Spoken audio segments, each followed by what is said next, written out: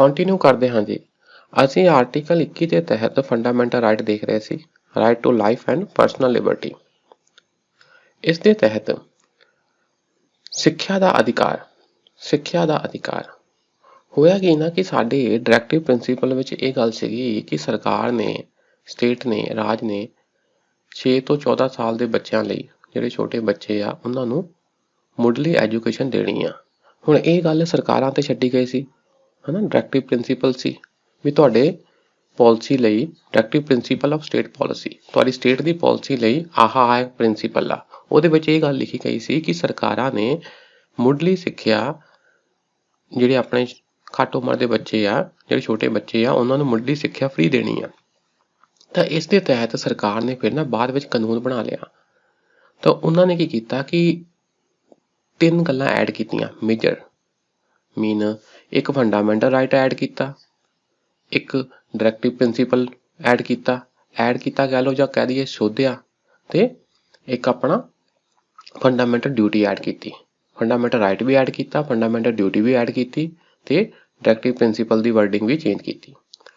ਇਹ ਸੀ ਜੀ ਸਿੱਖਿਆ ਦਾ ਅਧਿਕਾਰ। Right to education. ਸਰਕਾਰ ਰਾਈਟ ਟੂ ਐਜੂਕੇਸ਼ਨ ਐਕਟ ਲੈ ਕੇ ਆਈ, ਠੀਕ। ਤੇ ਉਸ ਦੇ ਤਹਿਤ ਧਾਰਾ 21A ਆਰਟੀਕਲ 21A ਜੋੜਿਆ ਗਿਆ। 21 ਰਾਈਟ ਟੂ ਫਰੀडम, ਹਨਾ, protection of life and personal liberty, ਇਸ ਦੇ ਵਿੱਚ 21A ਵੀ ਜੋੜਿਆ ਗਿਆ। ਕਿਸ ਤਰ੍ਹਾਂ 2002 ਦੇ 86ਵੇਂ ਸੰਵਿਧਾਨਿਕ ਸ਼ੋਧ ਐਕਟ ਦੁਆਰਾ ਇਹ ਧਾਰਾ ਜੋੜੀ ਗਈ ਸੀ। ਇਹ ਇੰਪੋਰਟੈਂਟ ਹੈ ਜੀ। 21A ਆਰਟੀਕਲ ਕਿਹਦੇ ਨਾਲ ਡੀਲ ਕਰਦਾ? ਸਿੱਖਿਆ ਦੇ ਅਧਿਕਾਰ ਨਾਲ। ਇਹ ਫੰਡਾਮੈਂਟਲ ਰਾਈਟ ਆ ਕਿਹਦਾ? ਬੱਚਿਆਂ ਦਾ। ਕਿ ਜਿਹੜਾ ਰਾਜ ਆ, ਜਿਹੜਾ ਸਟੇਟ ਆ, ਉਹ ਮੁਫਤ ਅਤੇ ਲਾਜ਼ਮੀ, ਫ੍ਰੀ ਐਂਡ ਕੰਪਲਸਰੀ, ਮੁਫਤ ਅਤੇ ਲਾਜ਼ਮੀ ਸਿੱਖਿਆ ਪ੍ਰਦਾਨ ਕਰੇਗਾ। ਕਿਹਨਾਂ ਨੂੰ? 6 ਤੋਂ 14 ਸਾਲ ਦੀ ਉਮਰ ਦੇ ਸਾਰੇ ਬੱਚਿਆਂ ਨੂੰ, ਠੀਕ ਹੈ ਨਾ। 6 ਤੋਂ 14 ਸਾਲ ਦੀ ਉਮਰ ਦੇ ਸਾਰੇ ਬੱਚਿਆਂ ਨੂੰ ਮੁੱਢਲੀ ਸਿੱਖਿਆ ਪ੍ਰਦਾਨ ਕਰੇਗਾ। ਕਿਸ ਤਰ੍ਹਾਂ ਦੇ ਤਰੀਕੇ ਨਾਲ? ਅਜਿਹੇ ਤਰੀਕੇ ਨਾਲ ਜਿਵੇਂ ਰਾਜ ਨਿਰਧਾਰਿਤ ਕਰ ਸਕਦਾ ਹੈ, ਠੀਕ। ਇਹ ਹੁਣ ਆਪ ਉਹ ਦੇਖੇਗਾ ਵੀ ਕੀ ਤਰੀਕਾ ਹੋਵੇਗਾ, ਪਰ ਬੇਸਿਕ ਗੱਲ ਕੀ ਆ ਕਿ 6 ਤੋਂ 14 ਸਾਲ ਦੇ ਬੱਚੇ ਲਈ, 6 ਤੋਂ 14 ਸਾਲ ਦੀ ਉਮਰ ਦੇ ਸਾਰੇ ਬੱਚਿਆਂ ਨੂੰ ਮੁੱਢਲੀ ਸਿੱਖਿਆ ਦੇਣੀ ਆ। ਇਹ ਕੀ ਹੋ ਗਿਆ? ਫੰਡਾਮੈਂਟਲ ਰਾਈਟ ਹੋ ਗਿਆ ਬੱਚਿਆਂ ਦਾ, ਠੀਕ।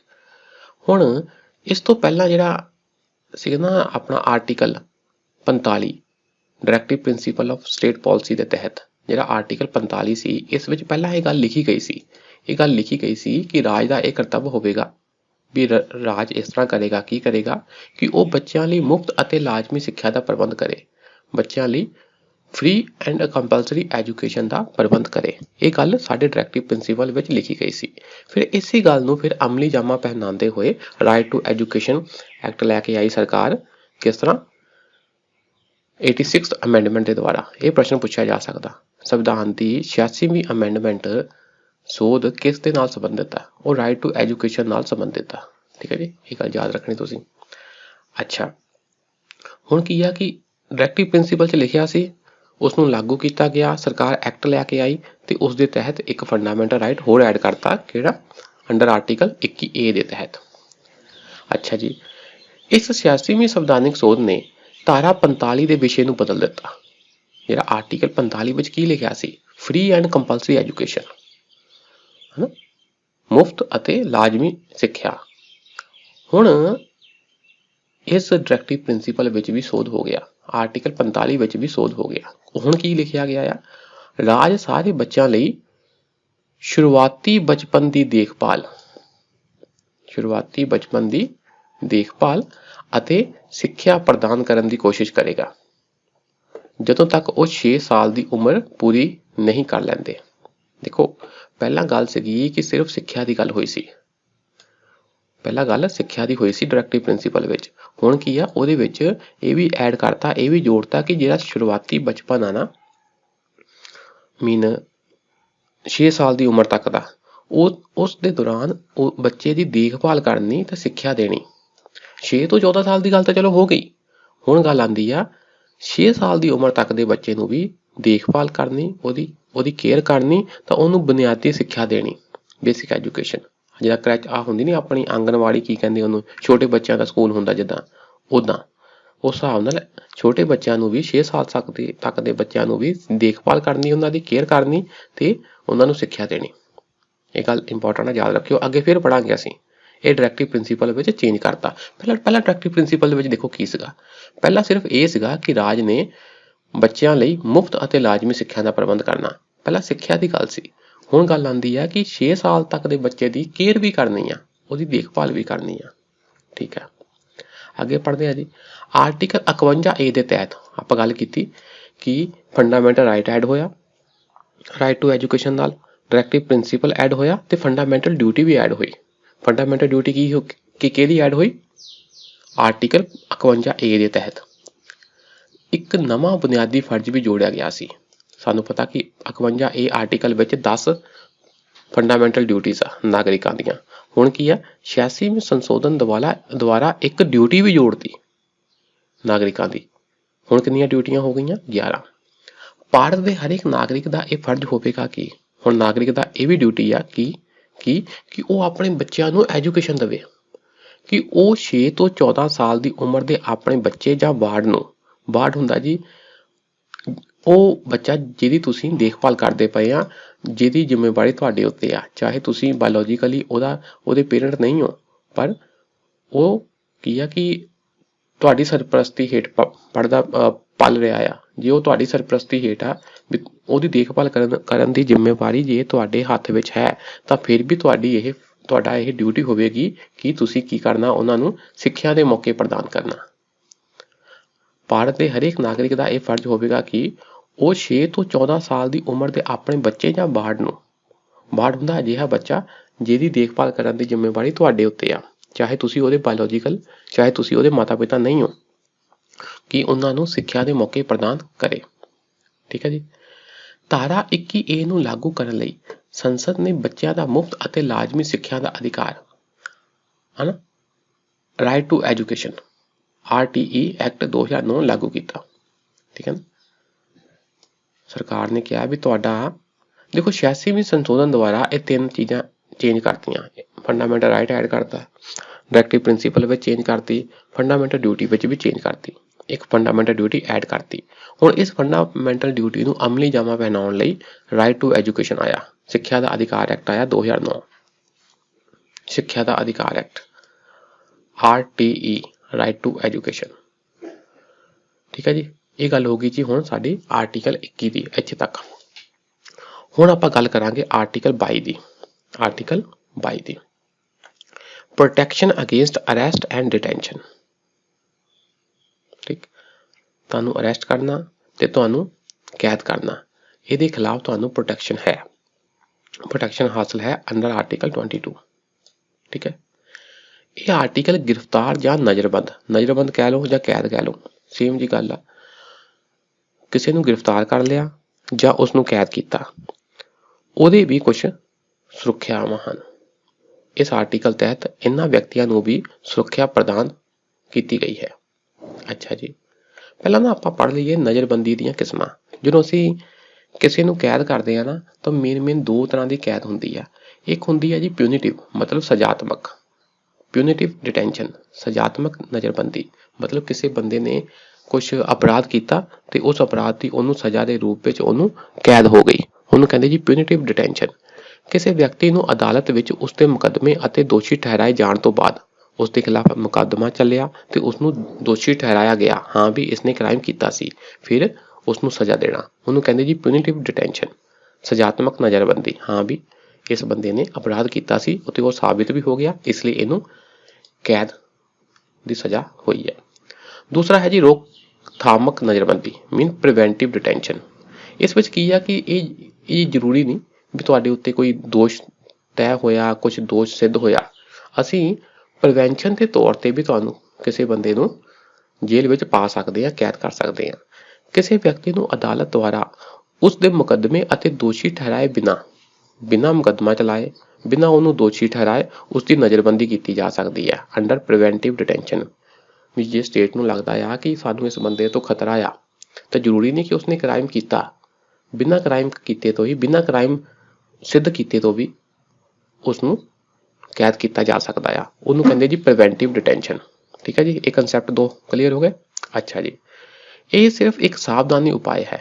सावधानी मीन एक हिसाब का प्रिकॉशनरी स्टैप है भी हाँ भी इन फ्यूचर आने वाले समय में कुछ गड़बड़ ना हो जाए। ਅਤੇ ਇਸ ਦਾ ਉਦੇਸ਼ ਭਵਿੱਖ ਵਿੱਚ ਅਪਰਾਧ ਨੂੰ ਰੋਕਣਾ ਹੈ। ਮੇਨ ਏਮ ਕੀ ਆ ਕਿ ਫਿਊਚਰ ਵਾਲੇ ਟਾਈਮ ਵਿੱਚ ਕ੍ਰਾਈਮ ਨਾ ਹੋ ਜਾਏ। ਠੀਕ ਹੈ ਜੀ, ਜਦੋਂ ਕਿਸੇ ਵਿਅਕਤੀ ਨੂੰ ਆਮ ਕਾਨੂੰਨ ਅਧੀਨ ਗ੍ਰਿਫਤਾਰ ਕੀਤਾ ਜਾਂਦਾ ਹੈ ਜਾਂ ਨਜ਼ਰਬੰਦ ਕੀਤਾ ਜਾਂਦਾ ਹੈ ਤਾਂ ਉਸ ਕੋਲ ਇਹ ਅਧਿਕਾਰ ਹਨ। ਇਹ ਵੀ ਤੁਸੀਂ ਦੇਖੋ, ਆਮ ਕਾਨੂੰਨ ਅਧੀਨ ਜਦੋਂ ਕਿਸੇ ਨੂੰ ਗ੍ਰਿਫਤਾਰ ਕਰ ਲਿਆ ਜਾਂ ਕੈਦ ਕੀਤਾ ਗਿਆ, ਨਜ਼ਰਬੰਦ ਕੀਤਾ ਗਿਆ ਤਾਂ ਉਸ ਕੋਲ ਕੁਝ ਅਧਿਕਾਰ ਹਨ। ਉਹ ਅਧਿਕਾਰ ਕਿਹੜੇ ਕਿਹੜੇ ਹਨ ਦੇਖੋ। ਗ੍ਰਿਫਤਾਰੀ ਦੇ ਆਧਾਰ ਦੀ ਜਾਣਕਾਰੀ ਦਾ ਅਧਿਕਾਰ, ਉਸ ਬੰਦੇ ਨੂੰ ਅਧਿਕਾਰ ਹੈ ਕਿ ਉਸ ਨੂੰ ਦੱਸਿਆ ਜਾਵੇ ਕਿ ਉਸ ਨੂੰ ਕਿਸ ਆਧਾਰ ਤੇ ਤੁਸੀਂ ਗ੍ਰਿਫਤਾਰ ਕੀਤਾ ਆ, ਗ੍ਰਿਫਤਾਰੀ ਦਾ ਆਧਾਰ ਦੱਸਣਾ ਆ, ਇਸ ਦੀ ਉਹਨੂੰ ਜਾਣਕਾਰੀ ਦਾ ਅਧਿਕਾਰ ਹੈ। ਕਾਨੂੰਨੀ ਪ੍ਰੈਕਟੀਸ਼ਨਰ ਦੁਆਰਾ, ਕਾਨੂੰਨੀ ਪ੍ਰੈਕਟੀਸ਼ਨਰ ਕੌਣ ਹੁੰਦੇ ਆ, ਸਾਡੇ ਵਕੀਲ ਜਿੱਦਾਂ ਜਿਹੜੇ ਕਾਨੂੰਨ ਦੀ ਪ੍ਰੈਕਟਿਸ ਕਰਦੇ ਆ। ਕਾਨੂੰਨੀ ਪ੍ਰੈਕਟੀਸ਼ਨਰ ਦੁਆਰਾ ਸਲਾਹ ਕਰਨ ਅਤੇ ਬਚਾਅ ਕਰਨ ਦਾ ਅਧਿਕਾਰ, ਉਸ ਬੰਦੇ ਨੂੰ ਜਿਸ ਨੂੰ ਤੁਸੀਂ ਕੀ ਕੀਤਾ, ਗ੍ਰਿਫਤਾਰ ਕੀਤਾ ਆ ਜਾਂ ਕੈਦ ਕੀਤਾ ਆ, ਉਸਦੇ ਕੋਲ ਇਹ ਅਧਿਕਾਰ ਹੈ ਕਿ ਉਹ ਵਕੀਲ ਨਾਲ ਗੱਲ ਕਰ ਸਕੇ, ਉਹ ਵਕੀਲ ਤੋਂ ਸਲਾਹ ਲੈ ਸਕੇ ਤੇ ਵਕੀਲ ਕੀ ਆ ਬਚਾਅ ਕਰਨ ਦਾ ਅਧਿਕਾਰ, ਵਕੀਲ ਦੁਆਰਾ ਆਪਣੇ ਉੱਤੇ ਲੱਗੇ ਇਲਜ਼ਾਮਾਂ ਤੋਂ ਬਚਾਅ ਕਰਨ ਦਾ ਅਧਿਕਾਰ ਇਹ ਵੀ ਹੈ ਜੀ। ਲੀਗਲ ਪ੍ਰੈਕਟੀਸ਼ਨਰ ਕੋ ਸਲਾਹ ਲੈ ਸਕਦਾ ਅਤੇ ਬਚਾਅ ਕਰਨ ਦਾ ਅਧਿਕਾਰ ਵੀ ਉਹਦਾ ਜਿਹੜਾ ਵਕੀਲ ਆ ਉਹਦੀ ਪ੍ਰੋਟੈਕਸ਼ਨ ਕਰ ਸਕਦਾ ਵੀ ਹਾਂ ਵੀ ਸਾਡੇ ਬੰਦੇ ਨੇ ਇਹ ਕੰਮ ਨਹੀਂ ਕੀਤਾ, ਇਹ ਵੀ ਗੱਲ ਹੈ ਜੀ, ਇਹ ਵੀ ਉਹਦਾ ਅਧਿਕਾਰ ਆ। ਲਾਇਰ ਨਾਲ ਕੀ ਆ, ਲਾਇਰ ਨਾਲ ਸਲਾਹ ਤੇ ਲਾਇਰ ਦੁਆਰਾ ਬਚਾਅ ਕਰਨ ਦਾ ਅਧਿਕਾਰ। ਯਾਤਰਾ ਦੇ ਸਮੇਂ ਨੂੰ ਛੱਡ ਕੇ 24 ਘੰਟੇ ਦੇ ਅੰਦਰ ਮੈਜਿਸਟ੍ਰੇਟ ਦੇ ਸਾਹਮਣੇ ਪੇਸ਼ ਕੀਤੇ ਜਾਣ ਦਾ ਅਧਿਕਾਰ, ਜਦੋਂ ਕਿਸੇ ਬੰਦੇ ਨੂੰ ਗ੍ਰਿਫਤਾਰ ਕੀਤਾ ਗਿਆ, ਠੀਕ ਆ, ਤੇ ਕਾਨੂੰਨ ਇਹ ਕਹਿੰਦਾ ਆ ਕਿ 24 ਘੰਟੇ ਦੇ ਅੰਦਰ ਅੰਦਰ ਉਸ ਨੂੰ ਮੈਜਿਸਟ੍ਰੇਟ ਦੇ ਸਾਹਮਣੇ ਪੇਸ਼ ਕਰਨਾ ਪੈਣਾ ਆ, ਮੈਜਿਸਟ੍ਰੇਟ ਦੇ ਸਾਹਮਣੇ ਪੇਸ਼ ਕਰਨਾ ਪੈਣਾ ਆ। ਠੀਕ ਹੈ ਜੀ, ਤੇ ਇਹਦੇ ਵਿੱਚ ਜਿਹੜਾ ਆਉਣ ਜਾਣ ਦਾ ਸਮਾਂ ਨਾ, ਯਾਤਰਾ ਦਾ ਸਮਾਂ, ਟਰਾਂਸਪੋਰਟੇਸ਼ਨ ਹੈ ਨਾ, ਉਹ ਸਮਾਂ ਕੱਢ ਕੇ ਜਾਣ ਆਉਣ ਦਾ ਸਮਾਂ ਜਿੰਨਾ ਲੱਗੇਗਾ ਉਹ ਸਮਾਂ ਕੱਢ ਕੇ ਬਾਕੀ 24 ਘੰਟਿਆਂ ਦੇ ਅੰਦਰ ਅੰਦਰ ਮੈਜਿਸਟ੍ਰੇਟ ਦੇ ਸਾਹਮਣੇ ਉਹਨੂੰ ਪੇਸ਼ ਕਰਨਾ ਆ। ਤੇ ਮੈਜਿਸਟ੍ਰੇਟ ਫਿਰ ਤੈਅ ਕਰੇਗਾ ਵੀ ਹਾਂ ਵੀ ਇਹਨੂੰ 24 ਘੰਟੇ ਤੋਂ ਬਾਅਦ ਵੀ ਕੈਦ ਵਿੱਚ ਰੱਖਣਾ ਹੈ ਜਾਂ ਨਹੀਂ। ਜੇ ਮੈਜਿਸਟ੍ਰੇਟ ਹੋਰ ਨਜ਼ਰਬੰਦੀ ਦਾ ਅਧਿਕਾਰ ਨਹੀਂ ਦਿੰਦਾ ਤਾਂ 24 ਘੰਟਿਆਂ ਬਾਅਦ ਰਿਹਾ ਕਰਨ ਦਾ ਅਧਿਕਾਰ ਹੈ ਉਸ ਬੰਦੇ ਕੋਲ। ਜੇ ਮੈਜਿਸਟ੍ਰੇਟ ਇਹ ਗੱਲ ਨਹੀਂ ਕਹਿੰਦਾ ਕਿ ਇਹਨੂੰ ਹੋਰ ਜੇਲ੍ਹ 'ਚ ਪਾ ਕੇ ਰੱਖੋ, ਫਿਰ ਕੀ ਆ 24 ਘੰਟੇ ਦੇ ਅੰਦਰ ਅੰਦਰ ਉਹਨੂੰ ਰਿਹਾ ਕਰਨਾ ਪੈਂਦਾ ਆ। ਇਹ ਕੁਛ ਅਧਿਕਾਰ ਆ ਜੀ ਆਮ ਕਾਨੂੰਨ ਦੇ ਤਹਿਤ ਜੇ ਤੁਹਾਨੂੰ ਗ੍ਰਿਫਤਾਰ ਕੀਤਾ ਗਿਆ ਆ। ਠੀਕ, ਤੁਹਾਨੂੰ ਕੀ ਆ ਗ੍ਰਿਫਤਾਰ ਕੀਤਾ ਜਾਂਦਾ ਹੈ ਜਾਂ ਕੈਦ ਕੀਤਾ ਜਾਂਦਾ ਹੈ। ਅੱਛਾ ਜੀ, ਇਹ ਅਧਿਕਾਰ ਨਿਵਾਰਕ ਨਜ਼ਰਬੰਦੀ ਕਾਨੂੰਨ ਦੇ ਤਹਿਤ ਗ੍ਰਿਫਤਾਰੀ ਲਈ ਉਪਲਬਧ ਨਹੀਂ ਹੈ। ਹੁਣ ਜੇ ਤਾਂ ਆਮ ਕਾਨੂੰਨ ਆ ਫਿਰ ਤਾਂ ਇਹ ਗੱਲਾਂ ਤੁਹਾਡੇ ਕੋਲ ਅਧਿਕਾਰ ਹੈਗੀਆਂ ਜੀ, ਪਰ ਜੇ ਤੁਹਾਨੂੰ ਪ੍ਰੀਵੈਂਟਿਵ ਡਿਟੈਂਸ਼ਨ ਦੇ ਅੰਦਰ ਤੁਹਾਨੂੰ ਗ੍ਰਿਫਤਾਰੀ ਕੀਤੀ ਗਈ ਆ ਫਿਰ ਤੁਹਾਡੇ ਕੋਲ ਇਹ ਵਾਲੇ ਅਧਿਕਾਰ ਨਹੀਂ ਆ। These rights are not available for arrest under a preventive detention law। ਜੇ ਪ੍ਰੀਵੈਂਟਿਵ ਡਿਟੈਂਸ਼ਨ ਲਾ ਦੇ ਤਹਿਤ ਤੁਹਾਡੀ ਗ੍ਰਿਫਤਾਰੀ ਕੀਤੀ ਗਈ ਹੈ ਕਿਸੇ ਦੀ ਤਾਂ ਉਸ ਕੋਲ ਇਹ ਵਾਲੇ ਉੱਪਰਲੇ ਅਧਿਕਾਰ ਨਹੀਂ ਹਨ। ਇਹ ਇੰਪੋਰਟੈਂਟ ਪੁਆਇੰਟ ਹੋ ਗਿਆ। ਇਸ ਤਰ੍ਹਾਂ ਦੇ ਪ੍ਰਸ਼ਨ ਪ੍ਰੀ ਵਿੱਚ ਆ ਜਾਂਦੇ ਆ ਕਿ ਪ੍ਰੀਵੈਂਟਿਵ ਡਿਟੈਂਸ਼ਨ ਲਾ ਦੇ ਅੰਤਰਗਤ ਵੀ ਆਹ ਅਧਿਕਾਰ ਹੈਗੇ ਤੁਹਾਡੇ ਕੋਲ, ਨਹੀਂ ਜੀ। ਨਿਵਾਰਕ ਨਜ਼ਰਬੰਦੀ ਮਤਲਬ ਪ੍ਰੀਵੈਂਟਿਵ ਡਿਟੈਂਸ਼ਨ ਕਾਨੂੰਨ ਦੇ ਤਹਿਤ ਗ੍ਰਿਫਤਾਰੀ ਜਾਂ ਨਜ਼ਰਬੰਦੀ ਲਈ ਸੁਰੱਖਿਆ। ਹੁਣ ਅਸੀਂ ਆਰਟੀਕਲ 22 ਵੱਲ ਆਉਂਦੇ ਹਾਂ। ਠੀਕ ਹੈ ਨਾ, ਪ੍ਰੋਟੈਕਸ਼ਨ ਫॉर ਅਰੈਸਟ ਔਰ ਡਿਟੈਂਸ਼ਨ ਅੰਡਰ ਪ੍ਰੀਵੈਂਟਿਵ ਡਿਟੈਂਸ਼ਨ ਲਾ। ਜੇ ਤੁਹਾਨੂੰ ਪ੍ਰੀਵੈਂਟਿਵ ਡਿਟੈਂਸ਼ਨ ਲਾ ਦੇ ਅੰਤਰਗਤ ਤੁਹਾਡਾ ਅਰੈਸਟ ਕੀਤੀ ਗਈ ਆ, ਤੁਹਾਨੂੰ ਕੈਦ ਕੀਤਾ ਗਿਆ ਆ, ਗ੍ਰਿਫਤਾਰੀ ਕੀਤੀ ਗਈ ਆ, ਤਾਂ ਤੁਹਾਡੇ ਕੋਲ ਕਿਹੜੇ ਅਧਿਕਾਰ ਆ। ਅਰੈਸਟ ਦਾ ਮਤਲਬ ਗ੍ਰਿਫਤਾਰ ਕਰਨਾ, ਡਿਟੈਂਸ਼ਨ ਦਾ ਮਤਲਬ ਕੈਦ ਕਰਨਾ, ਨਜ਼ਰਬੰਦ ਕਰਨਾ। ਅੱਛਾ ਜੀ, ਇਹ ਅਧਿਕਾਰ ਨਾਗਰਿਕਾਂ ਦੇ ਨਾਲ ਨਾਲ ਪਰਦੇਸੀ ਮਤਲਬ ਫੋਰਨਰ ਦੋਵਾਂ ਲਈ ਉਪਲਬਧ ਹਨ। ਕਿਹੜੇ ਆ ਜੀ ਇਸ ਆਰਟੀਕਲ ਦੇ ਤਹਿਤ, ਇਸ ਪ੍ਰੋਟੈਕਸ਼ਨ ਦੇ ਤਹਿਤ ਤੁਹਾਡੇ ਕੋਲ ਅਧਿਕਾਰ ਪੜ੍ਹਦੇ ਹਾਂ। ਪਹਿਲਾ ਹੈ ਜੀ ਅਧਿਕਤਮ ਨਜ਼ਰਬੰਦੀ ਦੀ ਮਿਆਦ 3 ਮਹੀਨੇ ਹੈ। ਮਤਲਬ ਜੇ ਪ੍ਰੀਵੈਂਟਿਵ ਡਿਟੈਂਸ਼ਨ ਕਿਸੇ ਨੂੰ ਜੇਲ੍ਹ ਵਿੱਚ ਕੈਦ ਕੀਤਾ ਆ ਤਾਂ ਉਹਨੂੰ ਤੁਸੀਂ ਵੱਧ ਤੋਂ ਵੱਧ 3 ਮਹੀਨੇ ਲਈ ਰੱਖ ਸਕਦੇ ਆ at a time. Simple normally 3 ਮਹੀਨੇ ਲਈ, 3 ਮਹੀਨੇ ਤੋਂ ਜ਼ਿਆਦਾ ਵੀ ਉਹਦੀ ਕੈਦ ਵਧਾਈ ਜਾ ਸਕਦੀ ਆ। ਉਹ ਕਿਸ ਤਰ੍ਹਾਂ, ਜੇਕਰ ਕੋਈ ਸਲਾਹਕਾਰ ਬੋਰਡ ਐਡਵਾਈਜ਼ਰੀ ਬੋਰਡ ਗਠਿਤ ਕੀਤਾ ਗਿਆ ਤੇ ਉਹ ਬੋਰਡ ਕਵੇ ਕਿ ਹਾਂ ਵੀ ਇਹਦੀ ਕੈਦ ਵਧਾ ਦਿਓ, 3 ਮਹੀਨੇ ਤੋਂ ਬਾਅਦ ਵੀ ਵਧਾ ਦਿਓ। ਉਹ ਇਹ ਸਿਫਾਰਿਸ਼ ਕਰਦਾ ਹੈ ਕਿ ਨਜ਼ਰਬੰਦੀ ਨੂੰ ਵਧਾਉਣ ਦੇ ਕਾਫੀ ਕਾਰਨ ਹਨ। ਉਹ ਕਹਿੰਦਾ ਵੀ ਕਾਫੀ ਸਾਡੇ ਕੋਲ ਕਾਰਨ ਹਨ ਜਿਸ ਦੇ ਕਾਰਨ ਤਹਿਤ ਇਸ ਬੰਦੇ ਦੀ ਗ੍ਰਿਫਤਾਰੀ ਜਾਂ ਇਸ ਦੀ ਕੈਦ ਜਾਂ ਐਕਸਟੈਂਡ ਕਰੋ ਤਾਂ ਇਸ ਨੂੰ ਵਧਾਇਆ ਜਾ ਸਕਦਾ ਹੈ। ਅਗਲਾ ਅਧਿਕਾਰ ਜੀ, ਨਜ਼ਰਬੰਦ ਨੂੰ ਨਜ਼ਰਬੰਦੀ ਦੇ ਆਧਾਰ ਬਾਰੇ ਦੱਸਿਆ ਜਾਣਾ ਚਾਹੀਦਾ ਹੈ। ਉਹਨੂੰ ਦੱਸਣਾ ਪੈਣਾ ਵੀ ਤੈਨੂੰ ਅਸੀਂ ਕਿਉਂ ਗ੍ਰਿਫਤਾਰ ਕੀਤਾ ਗਿਆ। ਠੀਕ। ਨਜ਼ਰਬੰਦ ਨੂੰ ਨਜ਼ਰਬੰਦੀ ਦੇ ਹੁਕਮ ਦੇ ਵਿਰੁੱਧ ਪ੍ਰਤੀਨਿਧਤਾ ਕਰਨ ਦਾ ਮੌਕਾ ਦਿੱਤਾ ਜਾਣਾ ਚਾਹੀਦਾ ਹੈ। ਪ੍ਰਤੀਨਿਧਤਾ ਮੀਨ ਉਹ ਕੋਈ ਆਪਣਾ ਲਾਇਰ ਵਗੈਰਾ ਕਰਕੇ ਆਪਣੇ ਜੋ ਉਸ ਤੇ ਆਰੋਪ ਲੱਗੇ ਆ ਉਹਦਾ ਕੀ ਕਰੇ, ਵਿਰੋਧ ਕਰ ਸਕਦਾ ਹੈ। ਓਕੇ ਜੀ। The detainer should be given an opportunity to make a representation against the detention order। ਹਾਂ ਸੇਮ ਗੱਲ ਹੋ ਗਈ ਜੀ। ਤਾਂ ਦੇਖਿਆ ਜਾਵੇ ਤਾਂ ਆਹ ਗੱਲਾਂ ਸੇਮ ਆ, ਜੋ ਨੋਰਮਲ ਕਾਨੂੰਨ ਦੇ ਤਹਿਤ ਸੀ ਗੱਲਾਂ ਉਹੀ ਇੱਥੇ ਆ। ਇੱਥੇ ਫਰਕ ਆ, ਉੱਥੇ ਅਸੀਂ 24 ਘੰਟੇ ਅੰਦਰ ਰਿਹਾ ਕਰ ਦੋ, ਇੱਥੇ ਆ ਜੀ 3 ਮਹੀਨੇ ਤੱਕ ਤੁਸੀਂ ਉਹਨੂੰ ਕੈਦ ਰੱਖ ਸਕਦੇ ਆ, ਤਾਂ 3 ਮਹੀਨੇ ਤੋਂ ਬਾਅਦ ਵੀ ਉਹਨੂੰ ਤੁਸੀਂ ਕੈਦ ਰੱਖ ਸਕਦੇ ਆ ਜੇ ਸਲਾਹਕਾਰ ਬੋਰਡ, ਐਡਵਾਈਜ਼ਰੀ ਬੋਰਡ ਇਹ ਗੱਲ ਕਵੇ ਕਿ ਹਾਂ ਵੀ ਸਾਡੇ ਕੋਲ ਸਫੀਸ਼ੀਐਂਟ ਰੀਜ਼ਨਸ ਹੈਗੇ ਆ, ਕਾਰਨ ਹੈਗੇ ਆ ਕਿ ਇਸ ਬੰਦੇ ਨੂੰ ਗ੍ਰਿਫਤਾਰ ਹੀ ਰੱਖਿਆ ਜਾਵੇ। ਇਹ ਗੱਲ ਤੁਸੀਂ ਯਾਦ ਕਰ ਲੈਣੀ, ਪਹਿਲਾ ਪੁਆਇੰਟ ਜ਼ਿਆਦਾ ਇੰਪੋਰਟੈਂਟ ਆ। ਅੱਗੇ ਜੀ, ਸੰਵਿਧਾਨਿਕ ਤੌਰ ਤੇ ਕੌਨਸਟੀਟਿਊਸ਼ਨਲੀ ਦੋਵੇਂ ਸੰਸਦ ਅਤੇ ਰਾਜ ਵਿਧਾਨ ਸਭਾਵਾਂ ਨਿਵਾਰਕ ਨਜ਼ਰਬੰਦੀ ਪ੍ਰੀਵੈਂਟਿਵ ਡਿਟੈਂਸ਼ਨ ਬਾਰੇ ਕਾਨੂੰਨ ਬਣਾ ਸਕਦੀਆਂ ਹਨ। ਕੌਨਸਟੀਟਿਊਸ਼ਨਲੀ ਸੈਂਟਰਲ ਲੈਵਲ ਤੇ ਪਾਰਲੀਮੈਂਟ ਤੇ ਸਟੇਟ ਲੈਵਲ ਤੇ ਸਟੇਟ ਲੈਜਿਸਲੇਟਿਵ ਅਸੈਂਬਲੀ ਮਤਲਬ ਰਾਜ ਵਿਧਾਨ ਸਭਾ, ਠੀਕ, ਇਹ ਦੋਨੋਂ ਕਾਨੂੰਨ ਬਣਾ ਸਕਦੀਆਂ ਪ੍ਰੀਵੈਂਟਿਵ ਡਿਟੈਂਸ਼ਨ ਤੇ। ਇਹ ਪ੍ਰਸ਼ਨ ਆਇਆ ਹੋਇਆ ਜੀ UPSC ਪ੍ਰੀ ਵਿੱਚ ਕਿ ਸਿਰਫ ਸੈਂਟਰਲ ਗਵਰਨਮੈਂਟ ਬਣਾ ਸਕਦੀ ਆ। ਹੁਣ ਦੇਖਣ ਨੂੰ ਲੱਗਣਾ ਕਿ ਹਾਂ ਵੀ ਇਹ ਤਾਂ ਕਾਨੂੰਨ ਬੜਾ ਸਟਰੋਂਗ ਆ ਤੇ ਪ੍ਰੀਵੈਂਟਿਵ ਡਿਟੈਂਸ਼ਨ ਤੇ ਸਿਰਫ ਸੈਂਟਰਲ ਗਵਰਨਮੈਂਟ ਹੀ ਬਣਾਉਂਦੀ ਹੋਵੇਗੀ। ਨਹੀਂ, ਸਟੇਟ ਗਵਰਨਮੈਂਟ ਵੀ ਬਣਾ ਸਕਦੀ ਆ। ਹੁਣ ਮੰਨ ਲਓ ਤੁਹਾਨੂੰ ਨਹੀਂ ਵੀ ਪਤਾ, ਥੋੜਾ ਦਿਮਾਗ ਲਗਾ ਕੇ ਸੋਚੋ ਨਾ ਕਿ ਸਾਡੇ ਕੋਲ ਕਾਨੂੰਨ ਆ ਮਕੋਕਾ, ਹਨਾ, ਮਕੋਕਾ ਦਾ ਮਤਲਬ ਹੀ ਆ M ਤੋਂ ਮਹਾਰਾਸ਼ਟਰ, ਮਤਲਬ ਇਹ ਮਹਾਰਾਸ਼ਟਰ ਸਰਕਾਰ ਨੇ ਬਣਾਇਆ। ਜੇ ਤੁਸੀਂ ਕਰੰਟ ਅਫੇਅਰਸ ਧਿਆਨ ਨਾਲ ਪੜ੍ਹੇ ਆ ਤਾਂ ਉਸ ਵਿੱਚ ਜਿੱਦਾਂ ਮੰਨ ਲਓ ਕਿ ਗੁਜਰਾਤ ਦਾ ਪ੍ਰੀਵੈਂਟਿਵ ਡਿਟੈਂਸ਼ਨ ਲਾ ਬੜਾ ਨਿਊਜ਼ ਵਿੱਚ ਸੀਗਾ, ਇਹਦਾ ਮਤਲਬ ਗੁਜਰਾਤ ਗਵਰਨਮੈਂਟ ਨੇ ਬਣਾਇਆ, ਗੁਜਰਾਤ ਸਰਕਾਰ ਨੇ ਬਣਾਇਆ। ਤਾਂ ਉੱਥੋਂ ਤੁਸੀਂ ਅੰਦਾਜ਼ਾ ਲਾ ਲੈਣਾ ਹਾਂ ਵੀ ਸਟੇਟ ਗਵਰਨਮੈਂਟ ਵੀ ਇਸ ਤਰ੍ਹਾਂ ਦੇ ਕਾਨੂੰਨ ਬਣਾ ਸਕਦੀ ਹੈ। ਤੇ ਵੈਸੇ ਵੀ ਸੰਵਿਧਾਨਿਕ ਤੌਰ ਤੇ ਇਹ ਗੱਲ ਹੈ ਜੀ ਕਿ ਸੰਸਦ ਤੇ ਸਟੇਟ ਦੀਆਂ ਵਿਧਾਨ ਸਭਾਵਾਂ ਵੀ ਪ੍ਰੀਵੈਂਟਿਵ ਡਿਟੈਂਸ਼ਨ ਕਾਨੂੰਨ ਬਣਾ ਸਕਦੀਆਂ।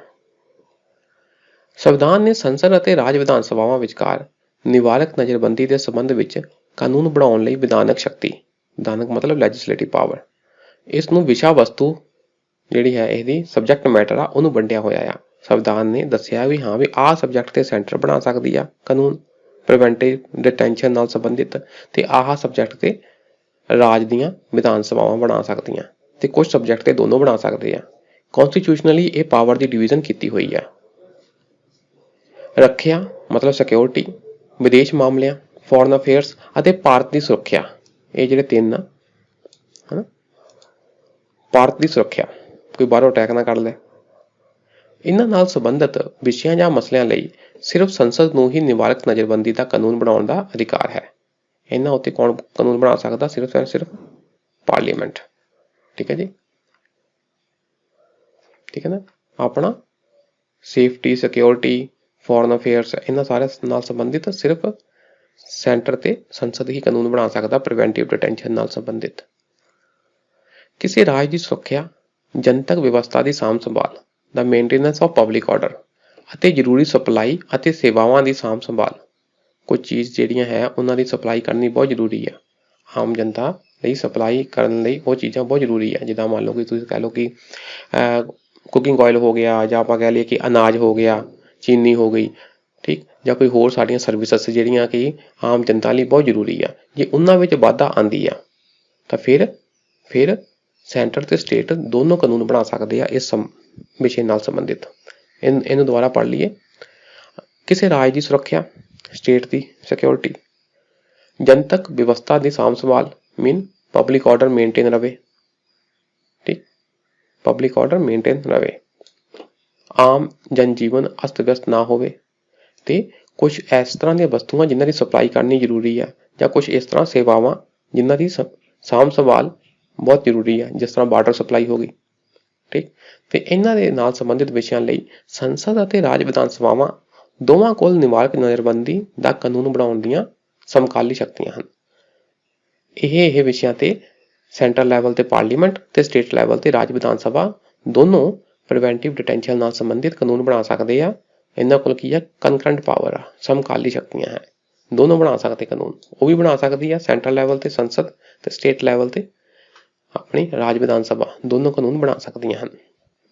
ਅੱਗੇ ਦੇਖੋ ਜੀ, ਸੰਸਦ ਦੁਆਰਾ ਬਣਾਏ ਗਏ ਨਿਵਾਰਕ ਨਜ਼ਰਬੰਦੀ ਕਾਨੂੰਨ। ਆਪਾਂ ਕੁਛ ਨਾ ਹੁਣ ਐਗਜ਼ਾਮਪਲ ਦੇਖ ਲਈਏ। ਸੈਂਟਰਲ ਨੇ, ਪਾਰਲੀਮੈਂਟ ਨੇ ਕੁਛ ਪ੍ਰੀਵੈਂਟਿਵ ਡਿਟੈਂਸ਼ਨ ਲਾਅ ਬਣਾਏ ਆ ਜੀ, ਜਾਂ ਵੈਸੇ ਕੁਛ ਪ੍ਰੀਵੈਂਟਿਵ ਡਿਟੈਂਸ਼ਨ ਕਾਨੂੰਨਾਂ ਦੀ ਉਦਾਹਰਨ ਦੇਖ ਲਈਏ। ਇਹ ਆਪਾਂ ਅੰਗਰੇਜ਼ੀ 'ਚ ਪੜ੍ਹ ਲਈਏ ਤਾਂ ਠੀਕ ਰਹੇਗਾ ਜੀ।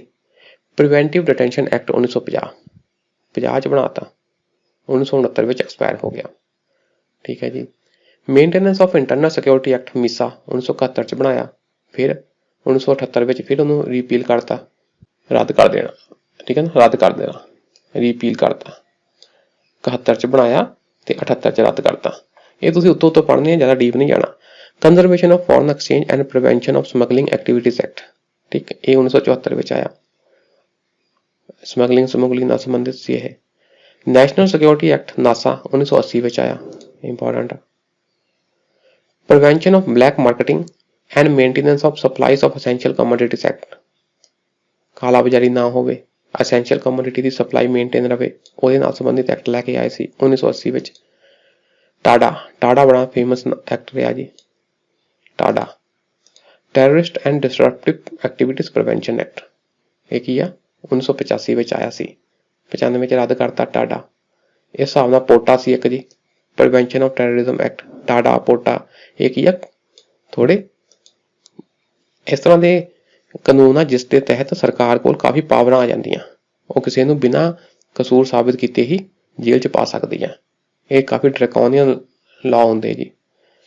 Prevention of illicit traffic in narcotic drugs ਨਾਲ ਸੰਬੰਧਿਤ ਐਕਟ ਐਂਡ ਸਾਈਕੋਟ੍ਰੋਪਿਕ ਸਬਸਟੈਂਸਸ ਐਕਟ, ਨਸ਼ਿਆਂ ਨਾਲ ਸੰਬੰਧਿਤ ਐਕਟ ਆਇਆ ਸੀ 1988 ਵਿੱਚ, ਇਹ ਲੈ ਕੇ ਆਏ ਸੀ। ਹੁਣ ਆਪਾਂ ਗੱਲ ਕਰਦੇ ਹਾਂ ਕਿ ਦੇਖੋ ਇਸ ਤਰ੍ਹਾਂ ਦੇ ਜਿਹੜੇ ਪ੍ਰੀਵੈਂਟਿਵ ਡਿਟੈਂਸ਼ਨ ਵਾਲੇ ਕਾਨੂੰਨ ਆ ਨਾ, ਉਹ ਕਿਸੇ ਹੋਰ ਲੋਕਤੰਤਰੀ ਦੇਸ਼ ਵਿੱਚ ਨਹੀਂ ਹੈ। ਤੇ ਹੈਰਾਨੀ ਦੀ ਗੱਲ ਆ ਕਿ ਭਾਰਤ ਇੱਕ ਅਜਿਹਾ ਲੋਕਤੰਤਰ ਦੇਸ਼ ਆ ਜਿਸ ਦੇ ਵਿੱਚ ਪ੍ਰੀਵੈਂਟਿਵ ਡਿਟੈਂਸ਼ਨ ਨਾਲ ਸੰਬੰਧਿਤ ਕਾਨੂੰਨ ਸਾਡੇ ਸੰਵਿਧਾਨ ਵਿੱਚ ਹੀ ਦੇ ਦਿੱਤੇ ਗਏ ਆ। ਉਹਨਾਂ ਨੂੰ ਬਣਾਉਣ ਦੀ ਪ੍ਰੋਵੀਜ਼ਨ ਸਾਡੇ ਸੰਵਿਧਾਨ ਵਿੱਚ ਹੀ ਦੇ ਦਿੱਤੀ ਗਈ ਆ। ਇਹ ਇੱਕ ਹੈਰਾਨੀ ਦੀ ਗੱਲ ਹੈ। ਇਹ ਥੋੜੀ ਹੈਰਾਨੀ ਦੀ ਗੱਲ ਹੈ ਕਿ ਭਾਰਤ ਨੇ ਸੰਵਿਧਾਨ ਵਿੱਚ ਹੀ ਨਿਵਾਰਕ ਨਜ਼ਰਬੰਦੀ ਦੀ ਵਿਵਸਥਾ ਕੀਤੀ ਹੈ। ਪ੍ਰੀਵੈਂਟਿਵ ਡਿਟੈਂਸ਼ਨ ਦੀ ਪ੍ਰੋਵੀਜ਼ਨਸ ਇਹ ਕੀ ਆ, ਸੰਵਿਧਾਨ ਵਿੱਚ ਹੀ ਕਰ ਦਿੱਤੀ ਗਈ ਹੈ। ਪਰ ਕਿਸੇ ਹੋਰ ਲੋਕਤੰਤਰੀ ਦੇਸ਼ ਨੇ ਅਜਿਹਾ ਨਹੀਂ ਕੀਤਾ, ਕਿਸੇ ਹੋਰ ਡੈਮੋਕ੍ਰੈਟਿਕ ਕੰਟਰੀ ਵਿੱਚ ਅਜਿਹਾ ਨਹੀਂ ਹੈ। ਇਹ ਇੱਕ ਇੰਟਰਸਟਿੰਗ ਪੁਆਇੰਟ ਹੈ। ਠੀਕ ਹੈ, ਇਹਨੂੰ ਤੁਸੀਂ ਯਾਦ ਰੱਖਣਾ। ਚਲੋ ਅੱਜ ਲਈ ਇੰਨਾ ਹੀ ਰਹਿਣ ਦਿੰਦੇ ਹਾਂ, ਬਾਕੀ ਨੈਕਸਟ ਕਲਾਸ ਵਿੱਚ ਕਰਾਂਗੇ ਆਪਣਾ ਨਵਾਂ ਅਧਿਕਾਰ ਆਰਟੀਕਲ 23 ਦੇ ਤਹਿਤ। 23, 24 ਇਸ ਤਰ੍ਹਾਂ ਆਉਣੇ ਆ। ਇਹ ਹੈ ਜੀ ਸ਼ੋਸ਼ਣ ਦੇ ਖਿਲਾਫ ਅਧਿਕਾਰ, ਉਹ ਅਸੀਂ ਨੈਕਸਟ ਕਲਾਸ ਵਿੱਚ ਕਰਦੇ ਹਾਂ। ਅੱਜ ਲਈ ਇੰਨਾ ਹੀ, ਸ਼ੁਕਰੀਆ, ਸਤਿ ਸ਼੍ਰੀ ਅਕਾਲ।